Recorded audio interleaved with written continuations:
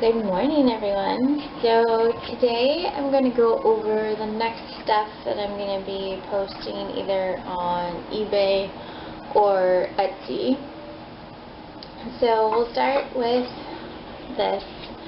These I haven't looked up yet, so I don't know the value on them. They are marked on the bottom. I think it's an NZ in Austria. And this is just the saucer. I don't have the teacup that goes with this. I do have a lot of matching teacup and saucer sets, but this isn't one of them.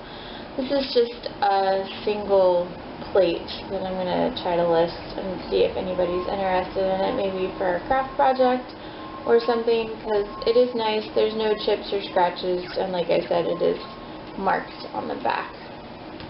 And then I have this one. This one has some water stains on it. I really like that pattern. It says Elizabethan fine bone china, England, and it has a number 15 on it. Again, this is a teacup saucer without the teacup. I'm going to try to use glass top cleaner to get those water stains off, because somebody, actually it was Sumi, which is another YouTube channel, she recommended for getting stains out of glass. So I'm going to try it and see if it works. If it doesn't, I might just keep this one because I like the pattern on it. So we'll see, but that's another one. And then I have this little vase. I think it might have actually originally been a sake carafe. I really like the pattern on that one. I use it for a vase now, and I would suggest using it as a vase because it's hard to get in there and clean it out completely to use for a sake carafe. But a really cool pattern. It's not marked on the bottom. There's no stickers anywhere. I'm not even sure where it came from, but I like that one. I'm going to put that one up on eBay. And again, if this one doesn't sell, I'll probably just end up keeping it. Okay, then there's this one, which needs some definite work. So this is cameo crystal from Turkey. It says hand cut. It has hearts etched on it, and like a little branches growing up with the hearts. But it has wax on the inside of it, and it also has sap, because I had the top of my Christmas tree in here alive until last month, May. So I'm going to see if I can get that one clean. If I can't get it clean, I won't list it, but I'm going to try to clean it out, and I'll let you know how that goes on that one. And then I have this Homeco hummingbird. It's a candle sconce, or it's for a sconce. You can put it in there, but I have the base for it, so it fits together like that. There's hummingbirds and looks like hibiscus flowers etched on the sides, and then it is marked, I don't think you can see it, but it's marked Homeco on the bottom. So Homeco was like a ladies, kind of like Tupperware. Ladies would sell Homeco products as a stream of income. So they'd throw Homeco parties like you would throw a Tupperware party. And this one, I got at a garage sale, and I really like it, but I have a ton of candle holders, so might as well sell it to somebody else. Then there's this, and I believe this is an Amberina hobnail candy dish with the tripod legs on it. And it's Amberina because it starts out in this yellow gold color and then fades to the red. And it's hobnail because it has these bumps on it. And I've heard this, like, or I've seen the scalloped edge called like cabbage flower, but I don't know if that actually pertains to this or not. It doesn't have any stickers. There's no mark on the bottom. It's a beautiful dish. It was part of my grandma's colored glass collection, but I had a plant in it, and I just don't feel like that's the greatest use for it. I'd rather give it to somebody who collects or can appreciate it, or maybe would even use it as a candy dish. Have it out on display. So no chips, no cracks, no dings, no nothing. So that's a good piece that's going to go up on eBay. And then I have, let's see, what do I want to do next? Well, this. This is just a camera. It's a Fujifilm FinePix S1500. Somebody gave it to me, and I've never used it. It's a little bit higher quality than the camera that I'm filming with right now, but I don't have the cable that goes from the camera to the computer to download pictures, and the memory card that I have isn't formatted for my computer, so I have to hook the camera up to get the pictures off of it, and I can't do that with this one.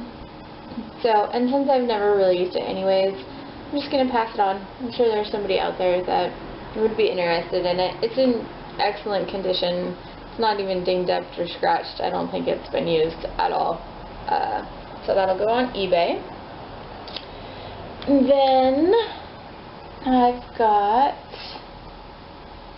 what do I want to do next? We'll do this one. So this is a Bigfoot poster from Sierra Nevada, and it's one of the older ones. So it's one of the original ones that they used to give away at the brewery. I like it better because it doesn't have all that information on it about the blah blah blah, all the wordiness. It's just the cool Bigfoot label poster. So hopefully somebody will like that. I do like it. I'm beyond hanging up beer stuff as decor, so might as well send that off to somebody else's house to be enjoyed. Okay, now I will do this. So, I don't know if you guys remember, but I was going through that blue and white jewelry box that was the music box that played Around the World in 80 Days. It had like the Dutch theme on it, the windmill. In the drawers, I said that there was jewelry, but I didn't want to go into the jewelry at that point. So, here's what jewelry was in there. It was all clip-on earrings. Some of them are pretty cool, so I'm going to sell them, a couple of them together in sets. These are amethyst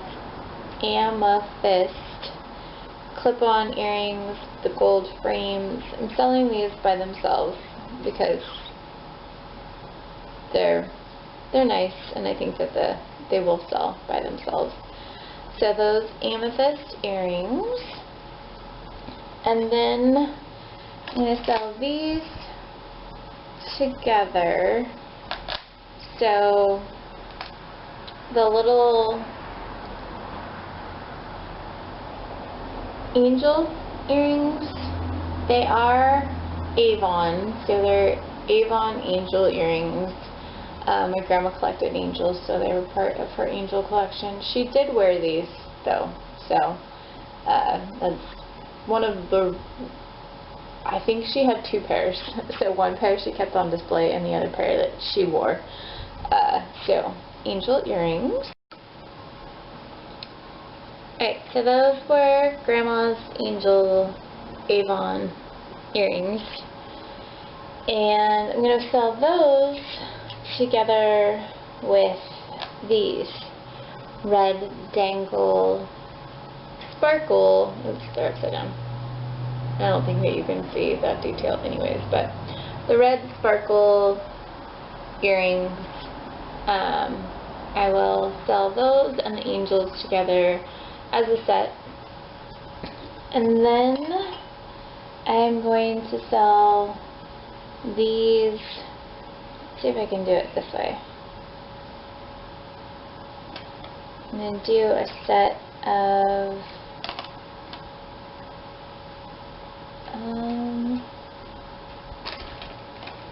oh, yeah, that's right. Sorry, I'm trying to get my stuff together. Okay, maybe you can see those? These 3 flower sets of earrings, I'm going to sell those together. The bottom ones are super fun. The yellow and red kind of daisies, those are metal earrings. And then the second set is really pretty. Kind of like a pearl with a sunflower pattern around it. And then these are your going out sparkly bling flower clip-on earrings. So all 3 of those are going to be sold together as a set. I don't know if you can see that or not. And then I'm going to do these as a set. Now these are actually name brand earrings. They're Linsner, I believe, or Linsner, L-I-S-N-E-R, I believe. But these actually have collectors out there because they're very pretty and sparkly. So these aren't necessarily the ones that are sought after, but they do have a name and they are pretty. So hopefully somebody out there is collecting them and wants to buy those pretty sparkly ones. And I'm going to sell those with these, I don't know what you call them, bauble clusters, sparkle bauble clusters. So those two sets of earrings will be sold together. And then last but not least with the jewelry are these really pretty little earrings, and I don't know if you'll be able to see them, but they're amethyst and then tiny little turquoise bead, detail, maybe we can go with. Brain and words aren't working today. So these 2 and these 2, which I know you can't see this. This is just super tiny. So this is really cool. It's a porcelain or clay rose in the middle of gold roses, and then there's like a gray pearl. So these, I want to say, are really old. I think these are actually my great-grandma's earrings, not just my grandma's. Those are going to go with the small amethyst flowers with the turquoise. And then I have these 2. They are the gold flowers, and it's actually amber is the stones around it. They're very brown looking. I thought at first that they were red, but in the light they're brown. And then it has the small pearl in the middle. So these and these and these I'm going to sell together as a set. So those were all the earrings that were in that blue and white Around the World in 80 Days music box. Put those up. Then I'm going to put this up. It's just kind of a cool little picture. Somebody gave it to me, and I just don't have room for it here on my walls. So it says, "Life is a journey, not a destination." It's kind of shadow boxed, and it's got a bike with some flowers in there. So that's going up. And then these knives. So I thought at first that they were bone handles, but I think that they're just a type of plastic that's worn down enough so that it looks like bone. Who knows? They could still be bone, but I'm just gonna list them as some sort of plastic handle that looks like bone. But these knives, I actually learned a little bit when I was researching. They're labeled on there quick cut stainless. Can't find it right now, but they both say quick cut stainless on there. And quick cut stainless was originally, well, it turned into Gensu. So you all know Gensu, and you've all seen the infomercials for Gensu knives, and the original brand was actually Quick Cut, and Quick Cut didn't sell enough. So in the 1960s, I believe, they rebranded them as the famous Gensu knives that everybody knows about. So these are Quick Cut and later became Gensu knives. So I'm going to sell those two. I guess they're butter knives, but they actually have a really sharp edge to them. So I'm not really sure. Maybe they're just very dangerous butter knives. I don't know. It's kind of cool, but I don't need them. I have a ton of silverware. So if there's somebody out there that would appreciate them more, that's where they're going. Now, this is going to be really hard to show you. Not that anything else, the earrings were easy to show you, but this is marbles. So these are all the big striker marbles, except for these couple right here. They're, I don't know what marble they are, I have to look them up.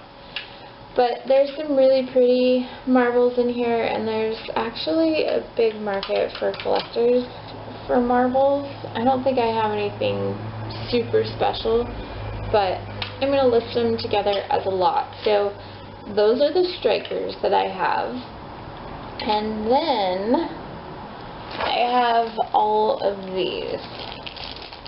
So these are, like I said, it's going to be really hard to see this on the video. But those are kind of the solid ones, and the metallic ones I think are new and aren't worth anything, but some of the like cloudy ones in there are those. And then these are all the cat's eye marbles in here, and there's some that I think are worth a little bit. They've got the multicolor insert in the middle.